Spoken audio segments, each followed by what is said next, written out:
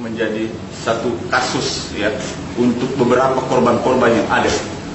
Ya, saya sudah mendapatkan beberapa data korban-korban termasuk di Siloam, ya, yang di Serang ternyata juga negatif.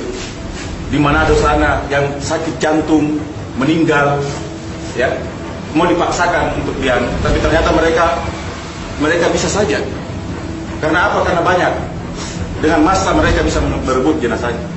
Ya, polisi yang laka lantas, ya, polisi laka lantas yang disematkan sudah PDP. Karena banyak polisi yang datang letih-letihnya, semua dibebaskan. Mereka sudah bisa bawa. Ibu Ayu, dosen UMI, yang sudah disematkan PDP, ternyata mereka bisa juga mencabut status PDP itu. Nah, kenapa istri saya tidak? Kenapa? Ada perlakuan berbeda kan? Karena dia UMI, dia dosen UMI, dia polisi. Itu. Jadi apapun konsekuensinya, saya berpikir begini, bahwa COVID ini sengaja didesain untuk menakut-nakuti masyarakat.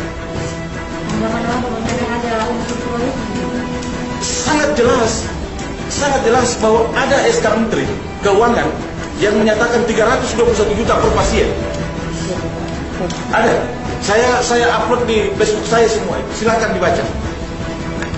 Yang disetuskan PDP dengan tulisan tangan. Ya, dengan tulisan tangan. Lihat, status PDP-nya dengan tulisan tangan. Ini hasil swab yang menyatakan istri saya negatif.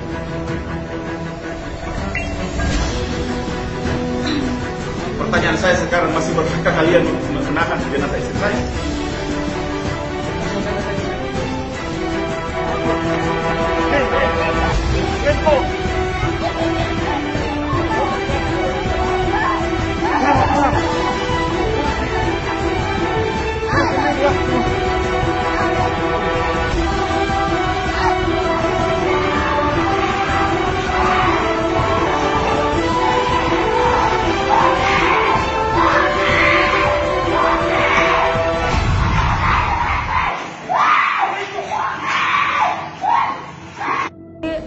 Saya bilang, jaga umimu di dalam sini nak.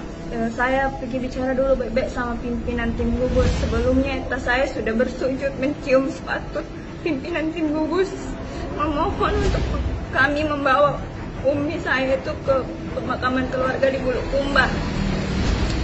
Jadi saya keluar dengan saya mempercayai satu dokter yang mereka sebut itu Pak Haji. Nah, Pak Haji mengatakan, iya dek, kita akan cuma kafankan ibu. Nanti kalau mau disolatkan, kita tunggu bapak untuk masuk juga solat sama-sama. Jadi saya percayakan sama Pak Haji saya, karena saya berpikir Pak Haji tidak bakal membohongi saya. Oke, sebelumnya kita memang mau ambil seluruh hak kami membawa jenazah Umi untuk dimandikan, dikafankan dan dimakamkan. Tapi dengan mereka bujuk kami, akhirnya kami melunak dan baik Pak, baik dokter, silahkan dimandikan, silahkan dikafankan, tapi tolong kami yang bawa untuk dimakamkan. Nah, setelah itu saya keluar, mereka sudah memulai proses tayamum. Ternyata hanya di tayamum, umi saya tidak dimandikan, padahal umi saya bukan COVID. Umi saya tidak dimandikan, cuma di tayamum. Kemudian baju di badannya dia pakai, dibungkus dengan kafan. Setelah itu mereka bungkus lagi dengan plastik. Betapa hancur hati saya melihat itu. Ini saya bukan COVID. Dan setelah itu mereka mau masukkan ke dalam peti. Nah, kita sebagai orang Islam ya, kita tidak memakai peti untuk dikuburkan ibu bapak. Nah, saya menolak untuk umi saya dimasukkan ke dalam peti, tolong masukkan ke keranda. Nah, mereka menolak itu. Ada satu orang tim gugus sudah menarik tangan saya dengan keras. Saya pun bersikeras memegang peti agar supaya peti itu tidak dimasuki oleh jenazah umi saya. Tapi apalah daya saya, satu lawan banyak ya waktu itu. Akhirnya jenazah umi saya berhasil masuk ke dalam peti. Dan saya memohon supaya jangan dulu disolatkan, tunggu saya kembali dari luar pembicaraan. Mereka tetap tetap membawa umi saya mengangkat peti ke atas meja yang beroda, dan saya diseret jauh dari peti. Dan saya lihat peti umi saya sudah dipalu-palu, ditutup. Padahal umi saya agama Islam, kita nggak memakai peti untuk dikuburkan. Dan saya diseret seperti barang, baju saya, jilbab saya diseret seperti barang.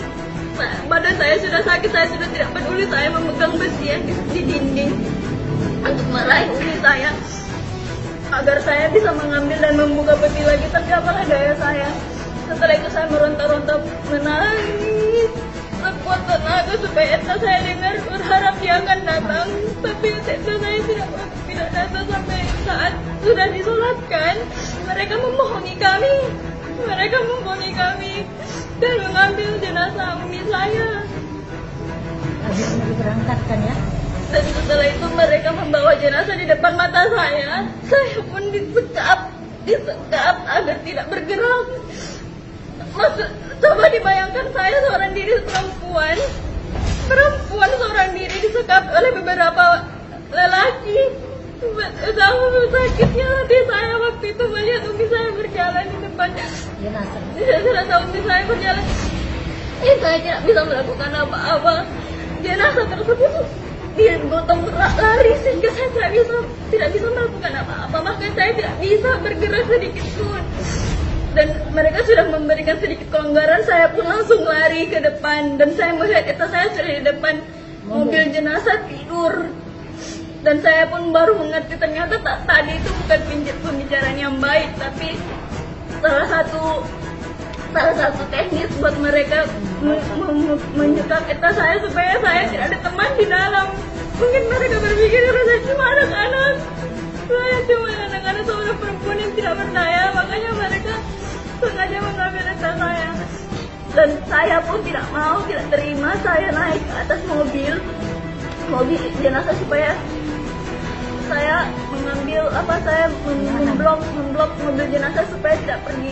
Saya melihat adik saya yang tidak sama saya, jenazah umi saya. Adik saya 2 orang, masih SMA dan SMP. Mereka tidak sempat melihat terakhir kalinya, padahal mereka dari malam. Mereka hanya dijanjikan, iya sebentar dek, kamu pakai baju astronot masuk ke dalam bisa, tapi sebentar sampai pagi tidak ada. Mereka tidak pernah masuk. Dan kami di dalam sudah memohon, sudah bersujud